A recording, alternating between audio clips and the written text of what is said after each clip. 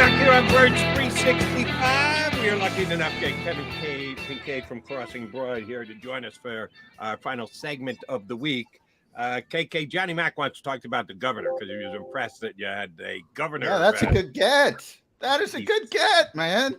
I'm impressed by that. It is a good get. Well, I mean, he's a local guy and he's a diehard Philly sports fan. So I guess it's not that far fetched. It is funny when I'm sitting there in my office though, and I go drop my kids off, and then I'm sitting here thinking, just waiting for the governor to pop on here. Not your you got us. That's a big drop in one day. Yeah, now I'm with Jody and John on Birds 365. So I'll put the governor aside. If John's got a follow up, he'll ask instead. I'll ask you about 50 hot takes. Now that's what was I more impressed with yesterday on your website? Yeah, your 50 hot takes over the governor, but that's just me. Maybe I'm a little different. How often do you do them?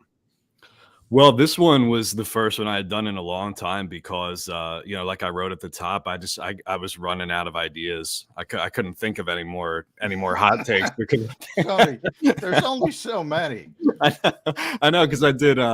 I think I've done like 8 or 9 of them so far. So, what's 8 times 50, 400, 8 times 9, 450. I don't know. I'm just running out of hot takes. I don't have much to say anymore. So I needed to let it breathe for like a year maybe and let some new content. Was it actually a year? It doesn't seem like a year to me. I think it was actually. Yeah, I had like my wife was joking around. She's like, instead of doing 50 hot takes, you should do like a joke story that's just 50 lukewarm takes that are like really obvious, like just really stupid kind of stuff, So I actually started working on that, and then I'm like, maybe I can get back to 50 here. But yeah, I mean, since you said it was almost a year, yeah. Do you keep a list?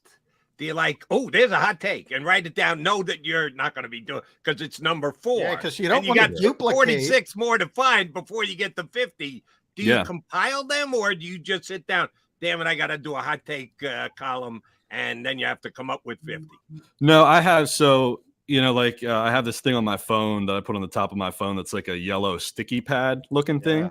Yeah. And, like when you get an idea for something, you just jot it down. If you're not in front of a computer, if you're like out with your kids or something and an idea comes to you, you say, oh, yeah, that might turn into something. So you put it on the yellow thing on your phone. And then when I get back in front of a computer, I have like different drafts of stories that are just sort of sitting there on the back end of the website. So then I'll go in and transfer the stuff from my phone to the computer. And then it's like, there's 3 bullet points that I just came up with there. And then we kind of put it together slowly. When the idea comes to your head, you just jot it down and then you get it on the computer and you look up one of these days. You're like, I'm at like 40 here, So you kind of piece it together that way and do it bit by bit.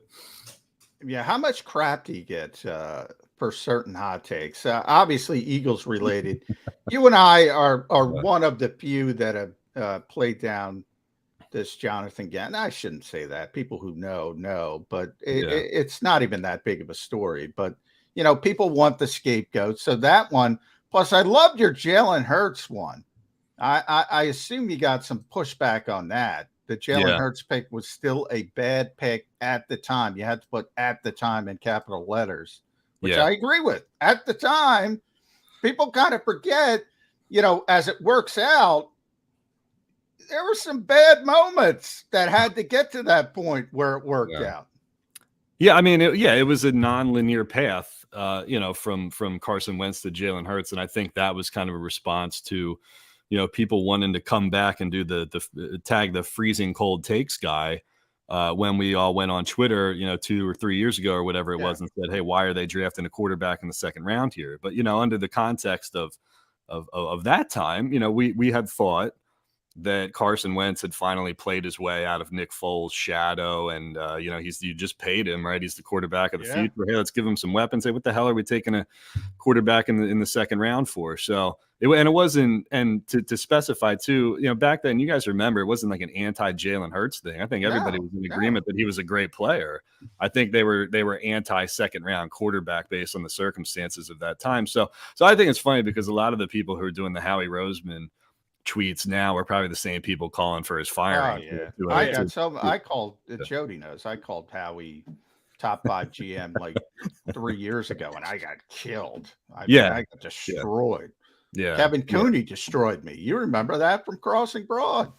Oh yeah. Well, no, yeah, and it was funny too because I just think that so when you come out on the back end of it, I mean, it worked out for the Eagles, right? But Howie had to dig himself out of a hole, right? Oh yeah.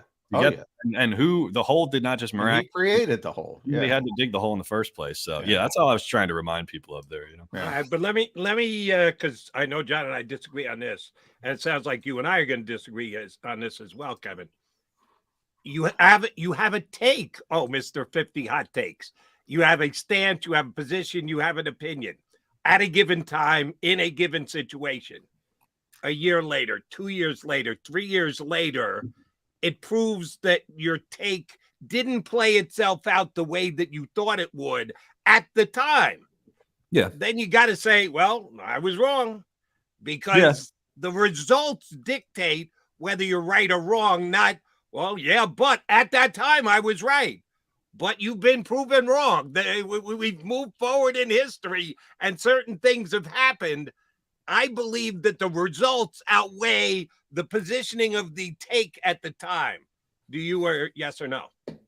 Well, I mean, I guess you would have to go back and try to get into Howie's mind and think of what the intent was with that pick. Did they honestly think that Jalen was just going to be a backup to Carson for a year or two, or did they have it in their mind? Like, did they know that Carson's not going to be the guy and we got to have a plan B here? And, did they have thoughts when they drafted him that Jalen Hurts could be a franchise quarterback at some point in the future? I'm not sure. So I think it's just kind of asking people to look at the context surrounding that pick, exactly. Because I mean, the Eagles were kind of above board. Remember that was the COVID times, and I remember when they drafted him, Doug was talking about this weird. You can have two quarterbacks on the field at the same time. This weird manufactured touched up for Jalen Hurts. What it was about is finding a cost-effective backup to Carson Wentz, because Carson wasn't able to finish 3 seasons in a row, had the significant injury history. Yeah, the Eagles didn't know. The Eagles were looking for a quarterback last year, Kevin. They were looking for a quarterback last year at this time.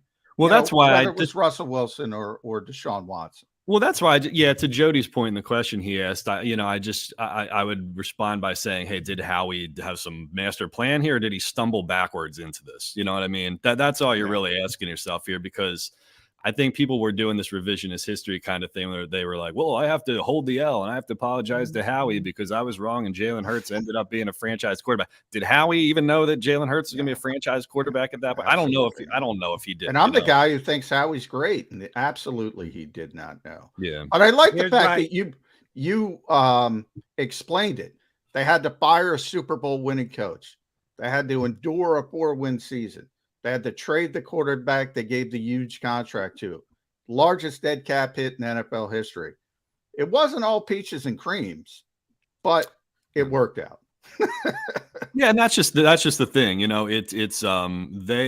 I guess you could summarize it by saying they ended up taking 1 step back to take 2 steps forward. I don't know if they knew at the time where the forward steps would lead them, but it worked out, and you give Howie a lot of credit for recognizing that. And again, to use the whole analogy, right, digging himself out of that. But yeah, again, it was not some clean path from point A to point B, right? I mean, Doug had to go. They had the 4-win season. We had, the tanking game versus Washington at the end there. I mean, it was really rocky for a little while. And, they got lucky. I think that Jalen ended up being as good as he was. And I mean, to be quite honest, I don't remember anybody 2 years ago saying like Jalen Hurts is the next MVP candidate. I just don't think anybody. Yeah, I dare somebody to find that one in print. Yeah, if you can dig that up, let me see that. Let me see that. Please, dig that up for me. But here's where to use the phrase you use, take the L. You got to take an L if you were at the time. The Eagles are wasting a 2nd-round pick. What the hell are they doing? Take a quarter. If you were as strong as your take and your opinion is, what the hell are they doing? Well, then, you got to take an L. If you wanted to take a W for second guessing it at the time, you got to take an L after the fact. If you were going, I don't know that I would have used a 2nd-round pick on a quarterback, and you were lukewarm in your take and you get yourself some wiggle room, then you don't have to brandish the big L on your chest. It all comes down to how strong your take was at the time that it happened. Well, and whenever you do revisionist draft history, it's like, we're asking ourselves unanswerable questions like how much of a difference would drafting Logan Wilson have made then, or drafting Jeremy Chin? I mean, does that 2020 or Eagles team turn out differently if you get a second round linebacker or a second round safety? And the thing that I was offended about more than anybody, because you guys know I probably watch more college than most Philly media. And, I got to watch Jalen at Oklahoma and I watched him at Alabama a lot. And like when they put him in that first year and they were running these gadgety, like Taysom Hill BS plays, I was just like it was almost offensive, because I'm like, that's like not the guy that I watched it at Oklahoma and Alabama. And I'm like, surely they did not just draft this guy to throw him in to run like a 4-play wild package. That was the thing that bothered me probably more than anything, because I thought at the time, I'm like, this guy deserves to go somewhere where he's going to get a chance to play like real snaps, not gadgety BS. And that's the thing, I go back to 99 all the time and I say, what if Tim Couch ended up with Andy Reid or Achilles Smith and Donovan McNabb had to go to one of those crappy situations? Yeah. The assumption is like Justin Jefferson, more recent, versus Jalen Reagor. The assumption is if Justin Jefferson was here, he'd do the exact same things there. Well, he had a high volume thrower there. The guy throws for 4,000 yards all the time. The Eagles didn't have that at the time. He's still going to be a good player, but it's not going to be the same. And you bring up Logan Wilson. It means everything in this league, everything. And the Eagles have done a good job with Jalen Hurts, but Jalen deserves a ton of credit. There are certain Justin Fields in Chicago. Jody and I both like the player. I hate the situation for that kid. I think he's in a bad situation with a defensive-minded head coach, a bad offensive coordinator, kind of coasted on Aaron Rodgers. I feel bad for the kid.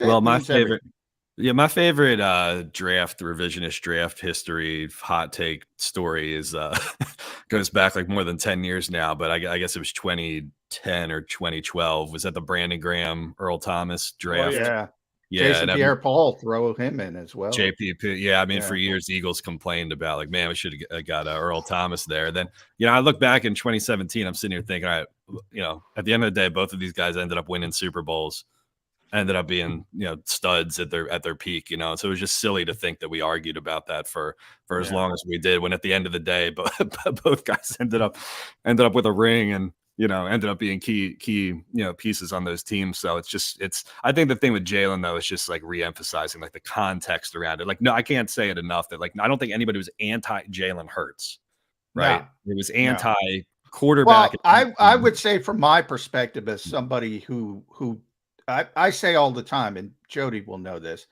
typically, and why I give the Eagles a lot of respect, typically I think they make good decisions. They make every decision they make makes sense to me. That pick did not make sense to me. I didn't say he was a bad player. I didn't say, I'm not that guy. I'm not the hot take guy. It didn't make sense to me. And that's not typical of the Eagles. So that was sort of my spin on it. Yeah, and saying that it doesn't make sense doesn't mean you're right. Again, it doesn't mean you're anti Jalen Hurts. The thing about, by the way, can we just say real quickly, you talked about decision making with the Eagles. You talk about Jalen Carter. I love the situation for him here because I don't like when you talk about guys with character issues or off-field transgressions or problematic stuff that you may be worried about. Like the Eagles really do not have a lot of those situations, or they really have not, probably since Riley Cooper and Michael Vick, if you wanted to go back that far. But seriously, like honest question for both of you guys: what is the most concerning or biggest or most memorable off-field incident or character issue that any Philadelphia Eagles player has had going back 10 years now? And don't say Josh Sills, because he played 4 special team snaps and he wasn't even, he was barely a part of the roster. Like what is the biggest transgression you can think of? I would say Deshaun Watson with his anti-Semitic stance. That's what it is. Deshaun Jackson. Deshaun Jackson with the Farrakhan stuff. You had a couple. Josh Huff with the gun, which evidently picked up at the CBS because he didn't have it at the NovaCare complex. The strip club incident, if you remember that, bunch Was of shady? guys. Mini camp ended, and they all went to the strip club. Yeah, Cheerleaders. I was thinking too. Nigel Bradham had the 1 game suspension. Nigel Gunn, that was a great Jim Schwartz quote. Yeah, that was that was a Crossing Broad headline, I think, for that time. But I think the point I'm trying to make too is they don't like the Eagles do their due diligence on these guys. And, I had said before, I was like, if they draft Jalen Carter, like I would feel comfortable with it because I think they take these things seriously. This is not like Jerry Jones when he's like, oh, there's this guy hit his wife 3 times. It's not a big deal. Let's bring him in. Like they don't brush off stuff like that. They do their work behind the scenes. They look into these guys. They're bringing them into a good culture, strong locker room. He's got 4 of his Georgia teammates there with him. Like, quite frankly, there couldn't be a better situation for this guy. So if he gets in trouble or does something stupid, he's the only one to blame. All right, I'll play devil's advocate here. And I'm not saying I necessarily believe this 100%, but I think it's legit. You've got Brandon Graham, you got Fletcher Cox. His teammates are his teammates, the guys that he knows in Georgia. I think that could cut either way.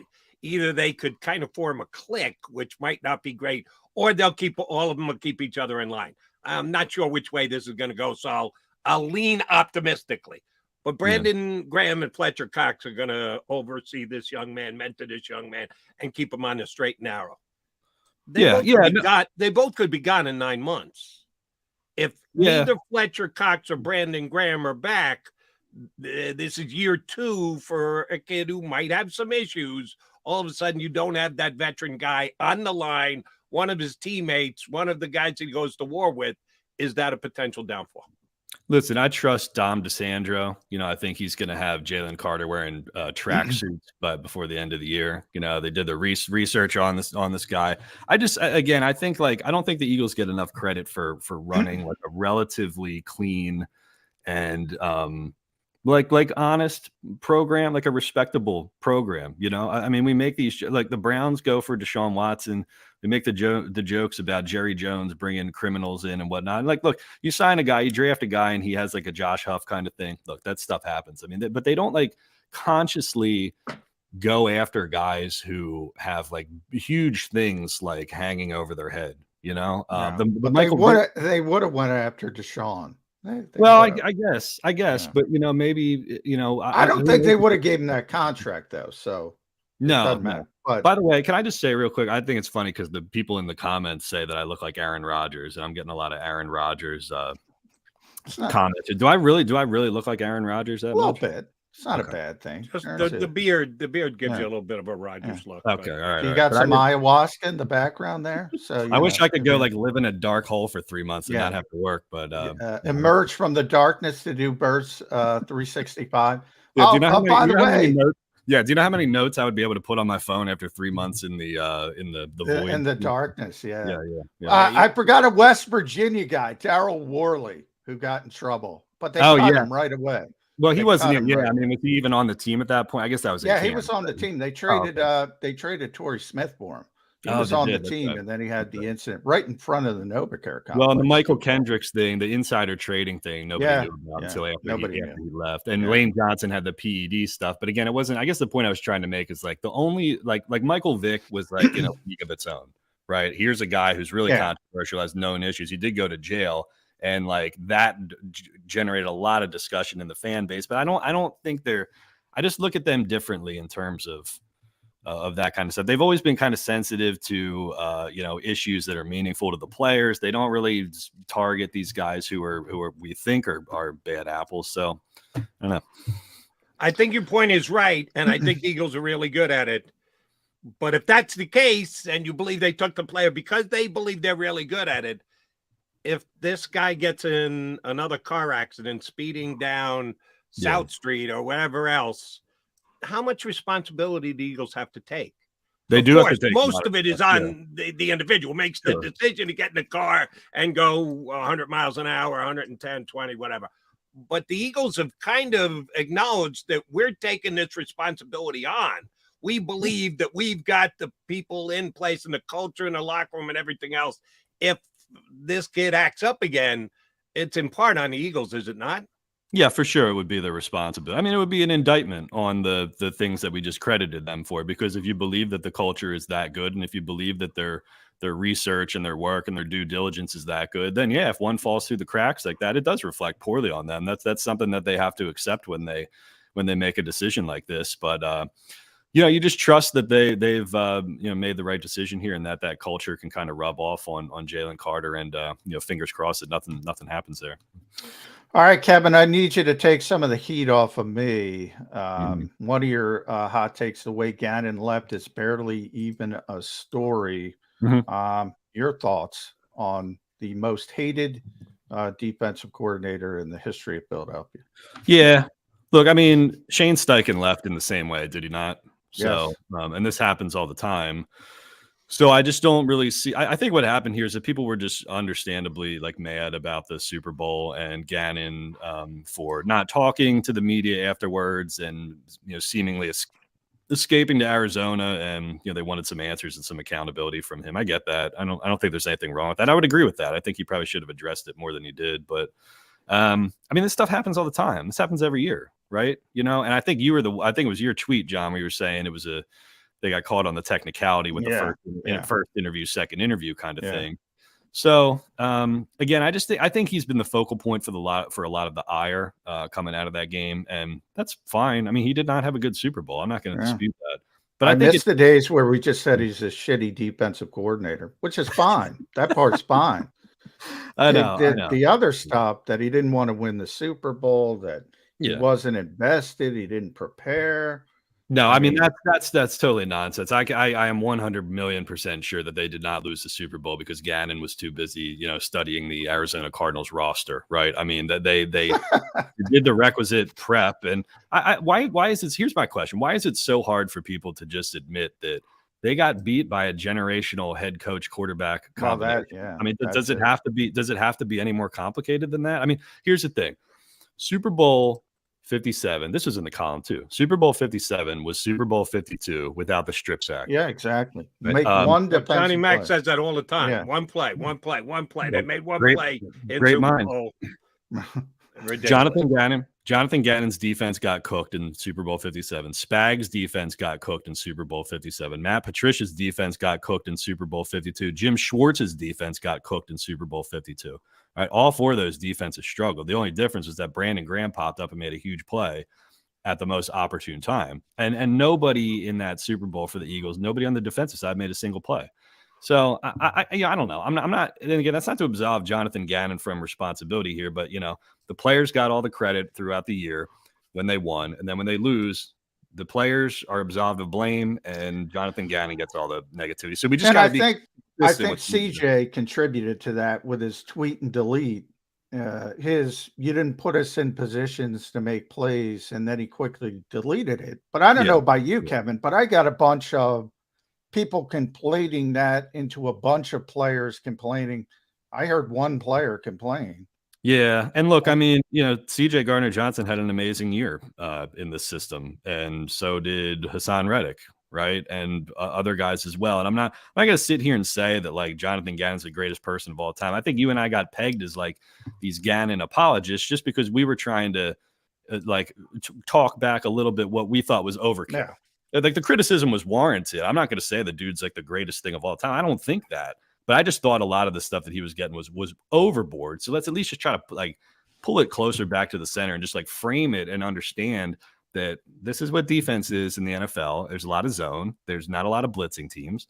There's a lot of four-man rush of, two safeties. I mean, that's just kind of like where we are in the zeitgeist of the moment, and I think for Eagles fans who want Jim Johnson 2.0 or Buddy Ryan or Bud Carson 2.0, those guys just don't really exist, at least in this current iteration of the NFL. That's not to say it can't cycle back to that. Well, Wink Martindale, there's one. Wink. There's one. Yeah. I mean, that's pretty much it. Couple of things. Tweet and delete. CJ Johnson, he got deleted from the Eagles. Number two. That's one of the reasons why, by the way, Jody. That's one of the reasons why. Don't doubt that. Yeah. Hassan Reddick, good enough to make that play against according to John, green quarterback Brock Purdy, and that's why Hassan was able to get there, because Purdy didn't know how to get the hell out of the way. The Patrick Mahomes you talk about in the Super Bowl, that might be the reason why the defense didn't make also the ice rink as well. The ice rink they were on. I think that was honestly both teams are on the ice rink, right? Yeah, they're both playing on that same. But Hassan's the speed rusher. I'm just talking specifically. Hassan's the speed rusher. That hurt him. It did hurt him. It's fair to say. Doesn't matter. Both sides had to play on the field, right? But it did hurt him. I just think here's my thing. This is a rule that we made at crossingbroad.com. We have declared that nobody is allowed to use the word adjustments unless I love that. Unless you can specifically talk about what adjustment you want them to make. Yeah. So, I've had this conversation with a million people at this point, but on the fake motion and the backdoor where they scored twice on that in the Super Bowl, everybody says, well, they should have made adjustments. Okay. We just gotta up the level of discourse, like one level, right? Because they're rotating the safety down and they're replacing them with the nickel. Okay, if you wanted them to play more press man in that second half, if you wanted them to get up on the line of scrimmage, throw a stunt or two in there, that's specific stuff we can talk about. But we can't have like real discussions about Jonathon, Gannon, and the defense if we're just going to do surface level. Always got to adjust. Okay, well, what did you want to see them do? Well, and I'm going to ask you a surface question that I'm going to ask you to make adjustments on and explain those adjustments. Mm-hmm. The take of blitz. That's why Jonathon Gannon wasn't good. He doesn't blitz enough in comparison to previous iterations of defensive coordinators and defense here in town. Another one that has only been going for my 30-plus years here in Philadelphia is run-pass ratio. You got to be able to run the football. You can't run the football. You can't just drop back and pass on it. Even if the entire league is dropping back and passing that much more, not here in Philadelphia. We're going to run the football. We're going to have balance. That's the way Eagle fans have looked at it for 30-plus years. Yeah. Who's going to run the football for the Eagles this year? Who's going to be their main guy? Not bell cow back. Although, Miles Sanders was damn close. The 71% of the running back carries was Miles Sanders. I don't think anybody gets 71%. But somebody's got to be on the top of the heap. And if that person isn't good enough, will Eagle fans be complaining about the lack of balance and run-pass ratio this year? Well, I would say this first. I think the most important runner on the Philadelphia Eagles is Jalen Hurts. But I think you're hoping that DeAndre Swift can be the, what do you want to call him, bell cow or something. But again, it's like a four-headed monster here, really, if you think about it. Because they like to give ball carrying snaps to different guys. Jalen Hurts, I think, was one of the top. At one point last year, he led the league in red zone rushing attempts, too. So I think it's got to be Hurts, the most important number one. Not saying he's going to get the most snaps, so then DeAndre Swift and Rashad Penny if he can stay healthy from there. Kenneth Gainwell, it seems like they like him, John. Yeah, so I don't know what his role is now, but behind those other two guys. But I wonder if Jalen Hurts takes a sort of Donovan McNabbish path here, where like in the early seasons with Donovan, he used his legs more and he ran more. And I wonder if they dial Jalen back a little bit and try to do some of that, because that zone read and the RPO stuff and the empty set runs from him. That's such a huge part of what they did last year. That's what I'm curious. That's what I'm most curious, I think. I don't think Jalen wants it. And remember, Donovan was a big part of that. He wanted to prove to people that he could play a certain style. Yep. Yeah. Jalen kind of wins. Nick has said constantly, he said most recently, we're not paying him more to do less. So we'll have to see how that shakes out. At Kevin _Kinkead, make sure you follow him on Twitter. At crossingbroad, crossingbroad.com, the grand poobah over there. What the hell happened to our union, Kevin Kinkead? Oh, man. It's the best team in Philadelphia. What the hell happened? They may have just hit their ceiling. They have, like the Flyers kept running into like the Oilers in the 80s, I guess, right? The Union keep running into LAFC and they just can't get over that final hump. So listen, if they've hit their ceiling, it's a pretty damn impressive ceiling, but they've got some big decisions to make in the summer with the transfer window coming up, and see if they can get back into position in the league. But yeah, that was a disappointing loss the other night. So we'll see if they've peaked or not. Which is more volatile, the transfer window or the transfer portal? Oh, the transfer portal. Gil told me that they have the transfer portal for high school athletes now in New Jersey. I didn't even know that. Yeah, and now they've got NIL in Pennsylvania for high school athletes. So I wish I had this when I was at Boyertown 20 years ago, man. I could have transferred somewhere Yeah, So I don't think Snickers was going to pay for you to. I have to admit something. I'm a casual soccer fan, but I do enjoy the game. I can't figure out the damn transfer window. I never sit down and try to pay, but it's too complicated. That's one of my problems. The simple explanation is that, like, when you want a guy from another team, you just pay them a ton of money, and that's really that's all the transfer window is. Really, we're talking about like $400 million for Lionel Messi to go to like Saudi Arabia. That's all. There's no cap in European soccer, evidently. No, there is no salary cap. No, it's like baseball. Yeah. Smells like true free agency to me. God bless them. Let them get every penny that they can. That's right. KK, good stuff. Always a pleasure, brother. Appreciate you hopping on board. We will get you on, and before you know it, we'll be asking you to jump in again. Thanks, bud. Yeah, no problem. Have a good weekend, guys. All right. Kinkead, Crossing Broad here with us on Birds 365. All right, got to come back, put a bow on the show, wrap this bad boy up. Johnny Mack heading down to the NovaCare complex for a little Eagle rookie action. Come back and wrap up Birds 365 next. Do you